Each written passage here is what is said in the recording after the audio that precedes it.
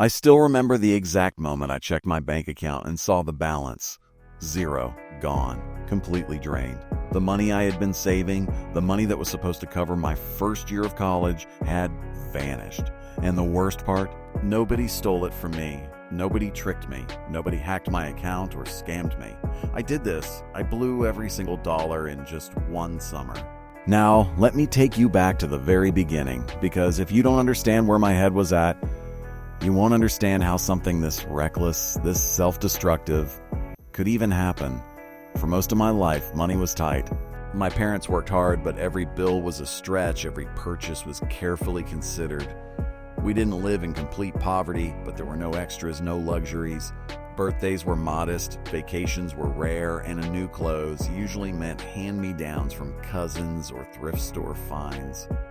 So when I finally had my college savings in my hands, money scraped together from scholarships, small jobs, and a little help from family, it felt like freedom.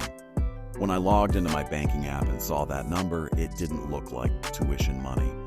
It looked like possibility.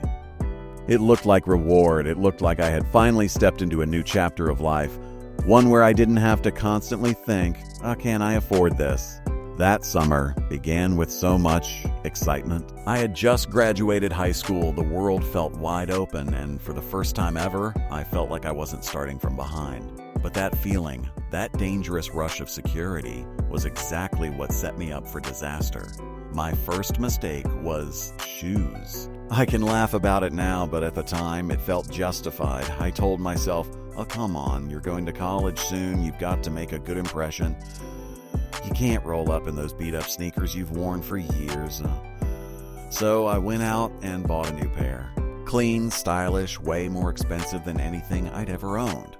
And when I laced them up for the first time, I felt different, confident, like I was finally somebody.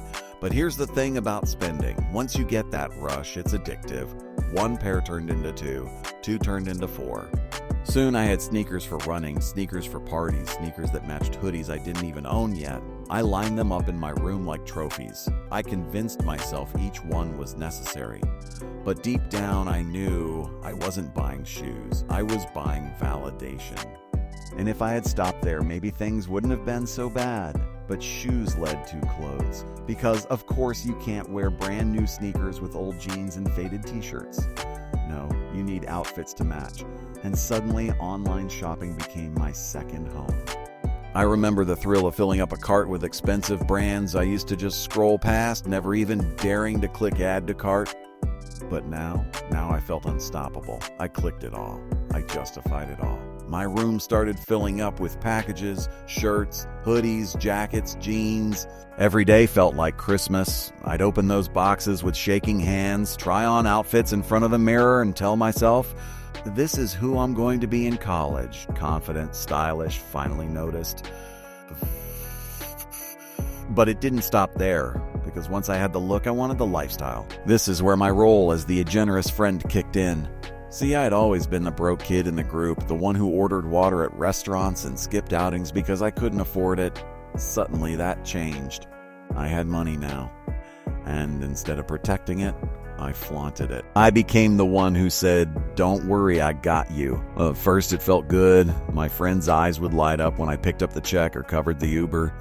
They'd cheer, laugh, pat me on the back. I felt needed, important, like I had finally flipped the script. But generosity, when it comes from insecurity, is dangerous. And I was insecure. I wasn't just buying food or rides. I was buying approval. And it cost me way more than I realized. One night sticks out in my memory like a scar. We went to this upscale restaurant downtown, the kind of place I had no business being in. The menus didn't even have dollar signs, just numbers. And those numbers were terrifying. But when everyone else ordered confidently, I did the same. Appetizers, entrees, drinks. The whole table was buzzing with excitement. When the check came, everyone just stared. Nobody moved. Nobody reached for their wallet. And there I was, smiling like an idiot, pulling out my card. My friends cheered like I had just won the lottery. But inside, I felt a knot in my stomach. That bill alone was half a month's rent. And nobody even said thank you. But instead of learning from that night, I doubled down. I thought, well, I'll make it back somehow.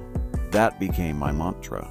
The lie I repeated every time I felt that pang of guilt. And then came the gadgets. God, the gadgets.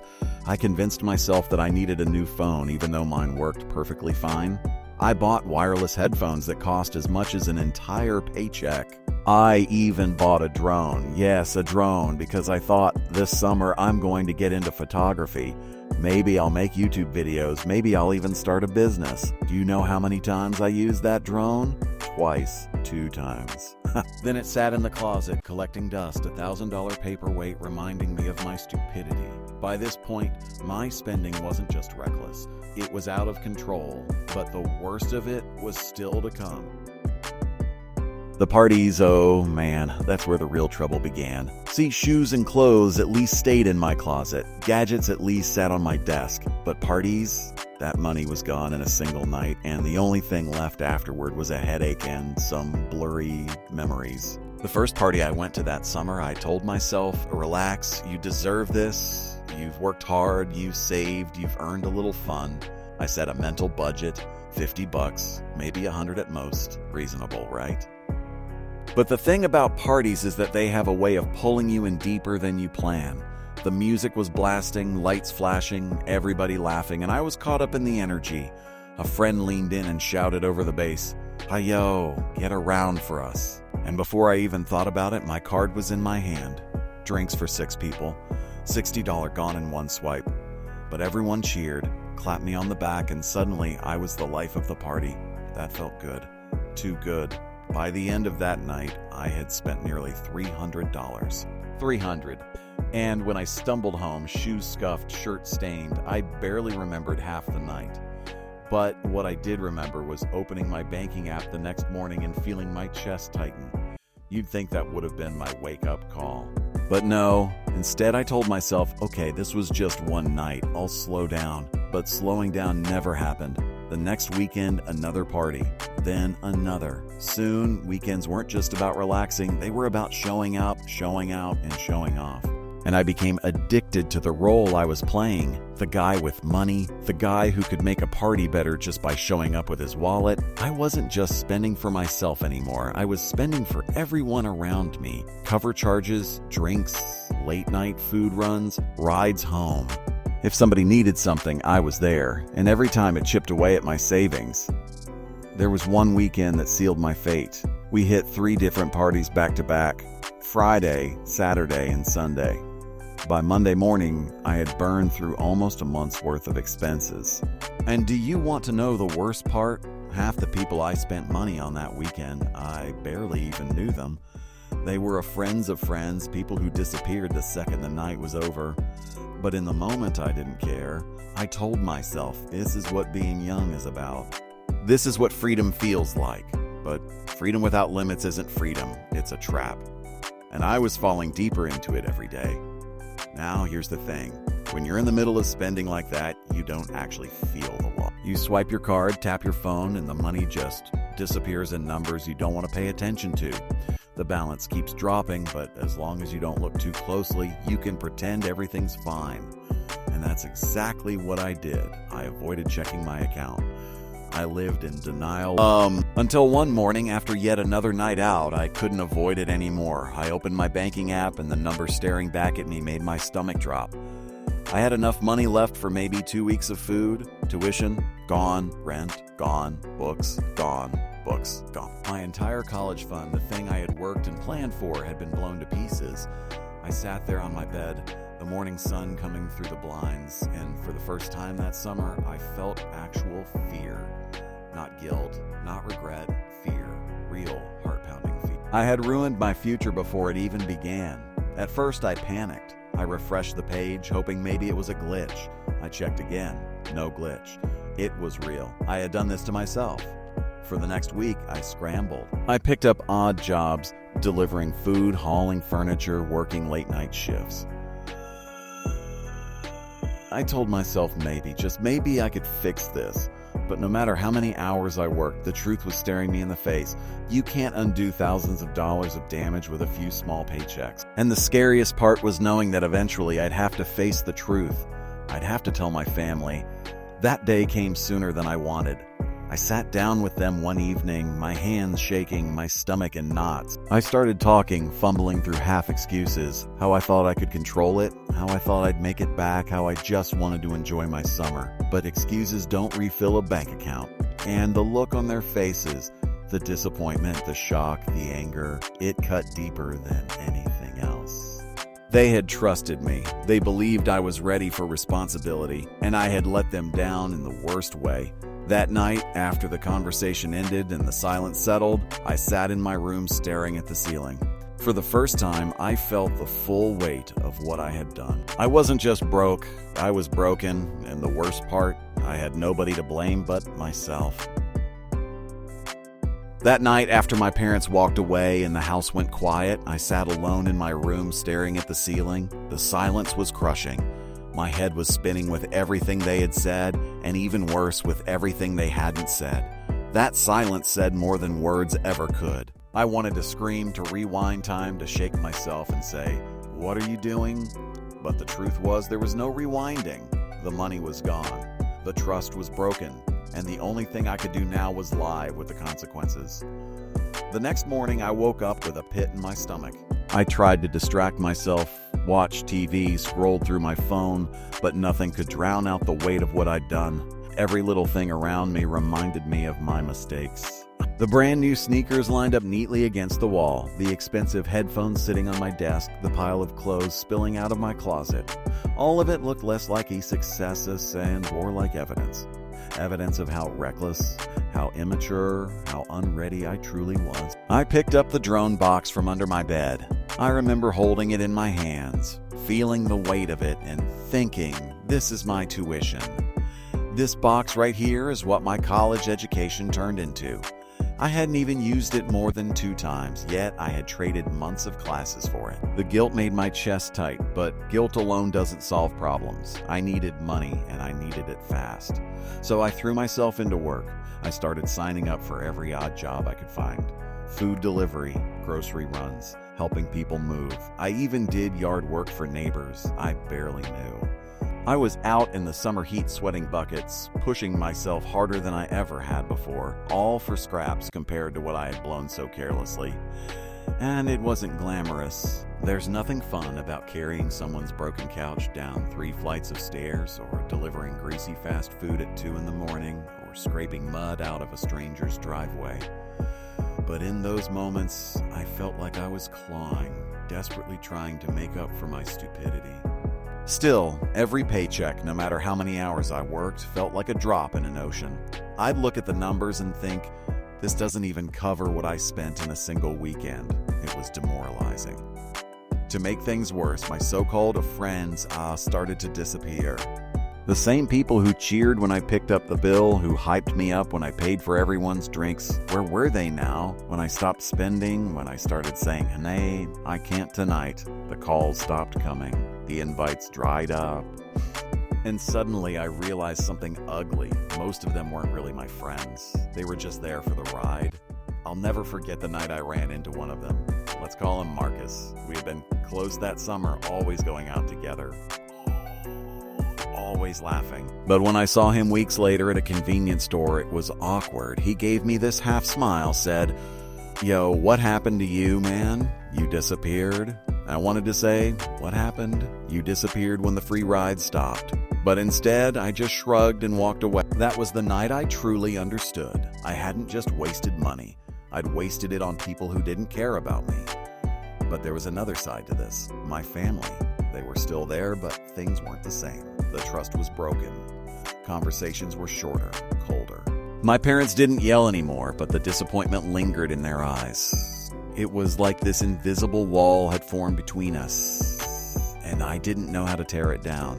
So I started isolating myself. I'd spend hours alone in my room staring at the ceiling, replaying every mistake in my head. Sometimes I'd even open my banking app just to look at the near-empty balance, like poking a bruise to remind myself of the pain. I don't know why I did it. It just became part of the punishment I felt I deserved. But in that isolation, I started to think, really think. For the first time in my life, I began to ask myself the hard questions. Why had I done it? Why did I feel the need to blow all that money? Why did I care so much about appearances, about looking like I had it all together? The answer was ugly but clear. I had been insecure my whole life. Growing up with less made me feel small, invisible. And the moment I had money, I thought it was my chance to finally matter. I didn't buy shoes and clothes and gadgets because I needed them. I bought them because I wanted to feel like I was worth something. And when I paid for my friends, it wasn't generosity, it was desperation. A desperate attempt to buy acceptance, to buy belonging. And the cruel irony, in trying so hard to look like I had it together, I ended up proving to everyone, including myself, that I didn't. That realization hit me harder than any empty bank account ever could. The days blurred into weeks, and the summer that had started with excitement was now suffocating me. I had traded freedom for chains of my own making, and every morning I woke up to the weight of those chains. My routine became robotic. Wake up, eat whatever cheap meal I could throw together, scroll through my phone pretending not to care about the parties I was no longer invited to, then hustle out the door to whatever odd job I'd picked up that day. Work, sweat, come home exhausted, collapse into bed, repeat. At first it felt like punishment, but after a while I realized something. I was actually starting to change, slowly, painfully, but change nonetheless. See, when you've been careless for so long, discipline feels foreign. It feels like wearing clothes that don't fit right. But over time, discipline started to shape me. It taught me that money wasn't just numbers in an app. It was hours of sweat, sore muscles, aching feet. Every dollar I earned was a piece of my time, my energy, my life. And once you see money that way, you stop throwing it around like confetti. But no matter how much I worked, no matter how much discipline I tried to build, the biggest weight wasn't the empty bank account. It was the tension in my home. Conversations with my parents became clip. My mom would ask if I'd eaten, if I'd saved anything for my last paycheck, but her tone was different now. Cautious, guarded. My dad, usually the type to crack jokes, went silent around me. He'd glance at me sometimes, shake his head, and look away. That silence hurt worse than any lecture. One night, I overheard them talking in the kitchen. They thought I was asleep, but I caught bits and pieces. Words like irresponsible, we trusted him, what if he does this again? Hearing those words broke something in me. It wasn't just about money anymore. It was about trust, respect. And I had shattered both. I wanted to fix it. I wanted to sit them down and pour out everything I had been realizing. The insecurities, the loneliness, the need for validation that drove me to burn through money like fire. But how do you explain that? How do you look people you've let down in the eyes and say, I destroyed everything because I wanted strangers to like me. So instead, I stayed quiet. I bottled it all up, hoping that maybe with time, they'd just see that I was changing. But time doesn't heal if you don't confront the wound. The breaking point came one Sunday evening. I was in the living room, scrolling mindlessly when my dad finally spoke up. He said, you're not the first person to mess up. If you keep avoiding the truth, you'll never grow from it. I looked up surprised. It wasn't anger in his voice. It was disappointment mixed with something else. Maybe exhaustion. Maybe hope. I couldn't tell. I swallowed hard and asked, so what do I do then? He leaned back in his chair and said, own it. Work to earn respect back. Those words stuck with me. They weren't what I wanted to hear, but they were what I needed to hear. That night, I lay awake thinking about them. Work to earn respect back. Respect wasn't going to come from flashy clothes or being the life of the party. It wasn't going to come from pretending I had it all together. Respect had to come from consistency, from honesty, from showing up every day and doing better than the day before. The next morning, I decided to stop hiding. I sat down with my parents again, this time without excuses. My voice shook as I admitted everything. The insecurity, the need to belong, the way I had tried to buy friendship and ended up buying emptiness instead. For the first time, I saw their expressions soften. Not forgiveness, not yet, but understanding. And that gave me a spark of hope. From then on, I started keeping a small notebook. Every dollar I earned, I wrote it down. Every expense, I wrote it down. It wasn't just about tracking money, it was about proving to myself that I could be accountable, that I could take control again. At first, it was pathetic. My notes looked like $40, yard work, $22, gas, $15, groceries. Tiny amounts, nothing compared to what I had blown in a single night. But seeing it written down made me realize something. Money isn't about how fast you can spend it. It's about how consistent you can be with it. And for once, I was being consistent. Weeks turned into months. The summer that started as the best of my life had turned into the hardest lesson I'd ever learned. And by the time fall crept in, I was a different person. Tired, humbled, but different. Looking back now, I realized that I didn't just spend all my college money in one summer. I spent my illusions. I spent my pride. I spent the lies I told myself about who I was and what I needed to feel whole. And the price tag? It was higher than I ever imagined. But here's the thing about hitting rock bottom. There's only one direction left to go, and that's where the real story begins. The summer ended and reality came knocking. I remember packing for college, staring at the empty envelopes in the worn-out duffel bag that held my new clothes. My room was quieter than it had ever been. Normally, that moment, the night before leaving for school, was supposed to be exciting. Nerves mixed with hope, bags full of supplies, a future waiting. But for me, it felt like walking into a storm without an umbrella. My parents didn't say much as we loaded the car. They carried my boxes, folded my clothes, helped me double-check my list. Bye. Everything they did was careful, almost mechanical. The silence between us said it all. They were still hurt, still unsure if I could be trusted. And honestly, so was I.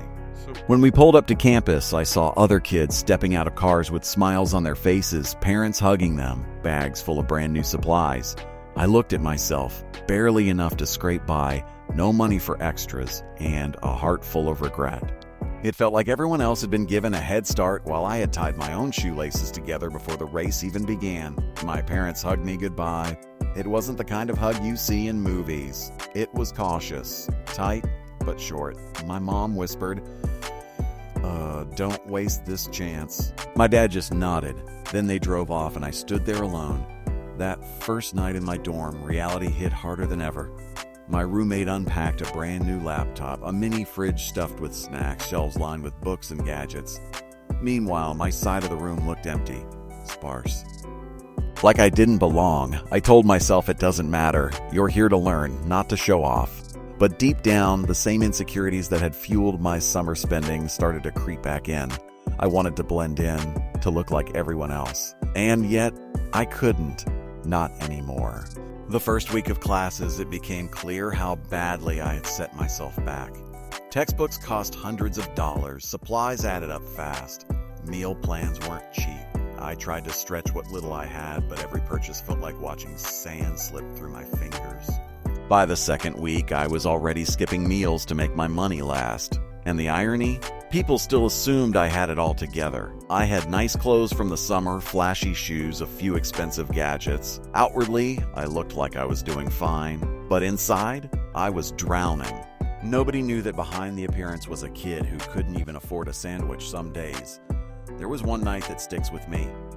I was sitting in the library, staring at a syllabus, realizing I couldn't afford the required book. A group of classmates laughed nearby, planning a night out. One of them turned to me and said, "You coming?" I smiled, shook my head, and mumbled something about being busy. But the truth, I didn't even have $5 to spare. I sat there in silence long after they left, staring at the table, asking myself, how did I let it get this bad? But here's the thing about struggle. It strips you down, but it also forces you to rebuild, piece by piece. I started hustling again, just like during the summer. Part-time jobs on campus, tutoring gigs, anything I could find. My schedule became insane: classes during the day, work at night, studying whenever I could squeeze it in. It wasn't glamorous, I was exhausted all the time, but I kept reminding myself, this is the hole you dug, now climb. And slowly, painfully, I began to climb. I couldn't undo the past, but I could decide what kind of person I was going to be moving forward. There was one professor who noticed me staying late after class, always tired, always scribbling in my notebook. One day, she asked, "Everything okay?" For the first time, I told someone the truth. Not the polished version, The real, raw story of how I blew my college money in one summer and was now scraping by. I expected judgment, laughter, maybe even pity, but she just nodded and said, "Good, you've learned a lesson most people don't figure out until it's too late. Don't waste it." Those words became my anchor. It wasn't easy. The rest of that first semester was a grind unlike anything I'd ever known. But every long shift, every skipped meal, every late night spent studying on an empty stomach, it all became part of the lesson. A lesson I had bought with the most expensive price tag of my life. Looking back, I realized something. That summer didn't just take my money. It gave me a perspective that would shape me forever. Because the truth is, you can always earn back money, but you can't always earn back time. And I had spent mine in the worst way possible. But from that point forward, I vowed never to waste it again. The first semester was survival mode, plain and simple. I worked, I studied, I ate what I could afford, and I barely slept. There wasn't much room for anything else, but something strange started to happen. As the weeks turned into months, I realized I was no longer the same person who blew through money like water. The grind was changing me. Every time I said no to something I couldn't afford, every time I put in an extra shift instead of wasting hours on distractions, I was building a kind of discipline I'd never known before, and people started to notice. One night, after finishing a late shift at the campus cafe, I sat outside catching my breath. A classmate walked by, someone who had been in my group project earlier that week. She looked at me and said, "Are always working, huh? I don't know how you do it." I didn't know what to say. Part of me wanted to laugh. If only you knew why I had to work. But instead, I just shrugged, and in that moment, it hit me. People weren't seeing me as the guy who had lost everything. They were seeing me as someone determined, someone committed. That felt new. It felt good. Still, the temptations never really went away. There was this one Friday night, I'll never forget it. A group of students invited me out. They promised it'd be just a chill night, nothing too expensive. I hesitated, but eventually gave in. I thought, maybe I can afford one night. Maybe I deserve it. We went to a restaurant, ordered food, laughed, told stories. For a moment, it felt like I was back in that summer again, when everything seemed carefree. But then the bill came. My stomach dropped. It wasn't astronomical, but it was enough to undo an entire shift of work. Everyone tossed their cards on the table without thinking. When it was my turn, I hesitated. That pause said everything. I could see the confusion on their faces. I forced a smile, slid my card over, but inside, I was furious with myself. Walking home that night, I replayed the scene in my head. The laughter, the bill, the fake smile, and I swore to myself I wouldn't slip back into old habits. Not again. One night of pretending wasn't worth weeks of struggle. That was the last time I let temptation win. From then on, I embraced a different kind of lifestyle. While others partied on weekends, I worked. While others bought the newest gadgets, I saved. At first, it was lonely, but slowly I started meeting people who respected me for it. There was a small group of students, quiet, focus-driven. They weren't flashy. They didn't care about appearances. They cared about goals. And for the first time, I felt like I didn't need to buy friendship. I didn't need to perform. I could just be myself. One of them, a guy named Daniel, became like a brother to me. We'd sit in the library late at night, sharing cheap snacks, comparing notes, laughing about how broke we both were. But here's the difference. Being broke together wasn't shameful. It was bonding. It was real. Through those friendships, I started to learn something crucial. Freedom isn't about spending money. It's about having control. Control over your choices, your habits, your future. That was the kind of freedom I had been searching for all along, but I'd been looking in the wrong places. By the time my second semester rolled around, I was different, stronger, wiser, but also more aware of just how fragile it all was. One slip, one bad decision, and I could tumble back down the same hole I had just crawled out of. And trust me, there were plenty of moments that tested me. Invitations to trips I couldn't afford, sales on gadgets I didn't need, friends waving off the cost of things saying, "It's only $20, but to me, $20 was hours of sweat. Hours of sacrifice. Every choice became a test. And every time I chose discipline over impulse, I felt like I was stitching myself back together, piece by piece. But the real test, the one that would show me just how much I'd grown, was still waiting for me. It came unexpectedly, in the form of a phone call that changed everything. It was a Thursday night. I had just finished a long shift at the cafe and was dragging myself back to the dorm, backpack heavy with books, clothes smelling like coffee and grease. All I wanted was a shower and maybe 3 hours of sleep before class. That's when my phone buzzed. Yes, I glanced at the screen and froze. It was a number I hadn't seen in months, a voice I hadn't heard in even longer. I almost didn't answer. My thumb hovered over the screen, my chest tightening, but something inside me said, "Pick up." I swiped, held the phone to my ear, and there it was, her voice.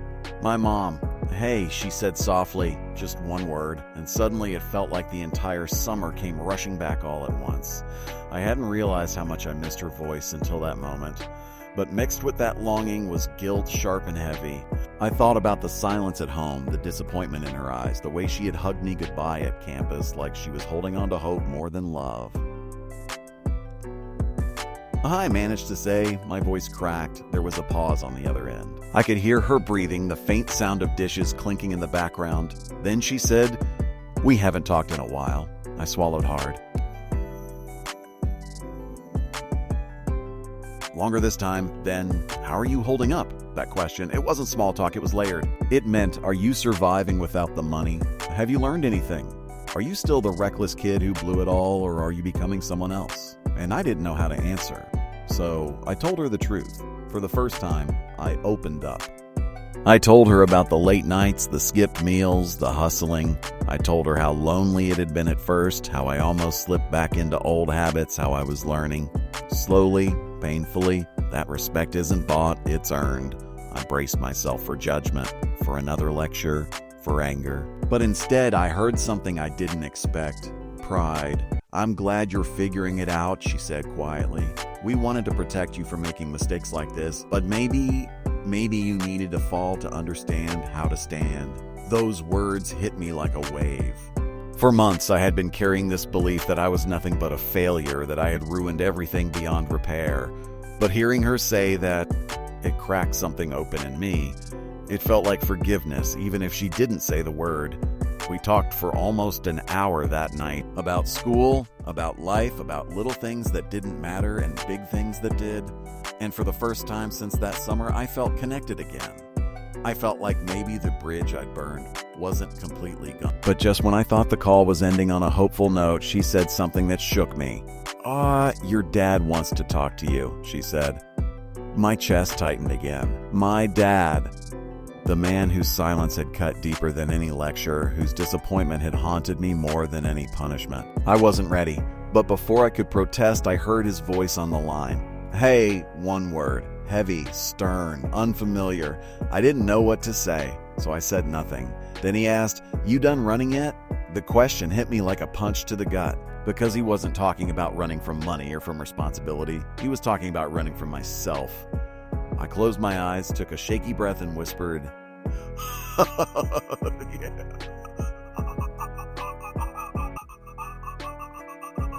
Long, heavy silence. I thought maybe the call had dropped. But then, just before the line clicked, I heard him say, "Good.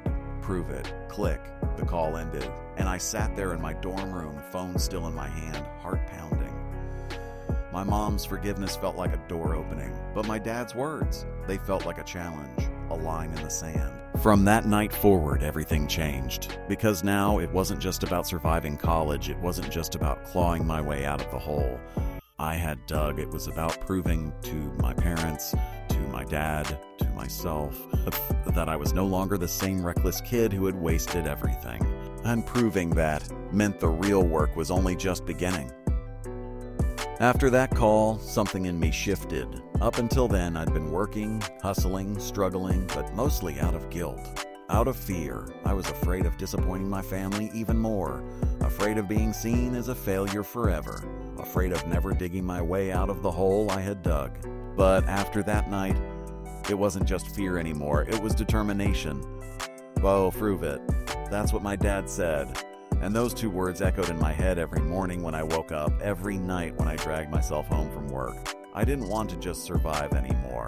I wanted to prove that I was capable of growth, that I could be trusted again, that I wasn't defined by one reckless summer, so I pushed harder. I started treating school like it was my full-time job. I sat in the front row of classes, asked questions, stayed after lectures. My professors started to notice. One even pulled me aside and said, "You've got potential. Don't waste it." That became fuel. At the same time, I doubled down on my work. Not just for money, but for experience. I picked up shifts in the library, the campus cafe, tutoring gigs, even volunteered for projects that didn't pay, because I knew every ounce of effort was shaping me into someone new.